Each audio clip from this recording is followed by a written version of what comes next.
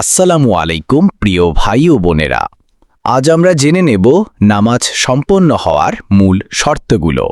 প্রথম শর্ত হল দাঁড়িয়ে নামাজ পড়া, যাদের জন্য সম্ভব। দ্বিতীয় শর্ত তাকবীরে তাহারিমা, অর্থাৎ আল্লাহু আকবার বলে নামাজ শুরু করা।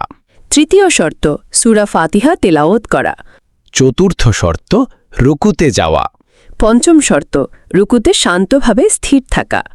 ষষ্ঠ শর্ত রুকু থেকে উঠে সামিআল্লাহু লিমান হামিদা বলা এবং সোজা দাঁড়ানো।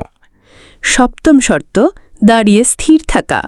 অষ্টম শর্ত সিজদা করা, কপাল, নাক, দুই হাত, দুই হাঁটু ও দুই পায়ের আঙুল মাটিতে রাখা। নবম শর্ত সিজদায় শান্তভাবে স্থির থাকা। দশম শর্ত দুই সিজদার মাঝে বসা। একাদশ শর্ত সেই বসায় স্থির থাকা। ১২তম শর্ত শেষ বৈঠকে বসা। ত্রয়োদশ শর্ত তাশাহুদ পড়া, অর্থাৎ আত্তাহিয়াতুর। আসুন তাহলে এই ১৪টি শর্ত পূর্ণ না হলে নামাজ সম্পন্ন হয় না। তাই আসুন আমরা সবাই নিয়ম মেনে নামাজ আদায় করি।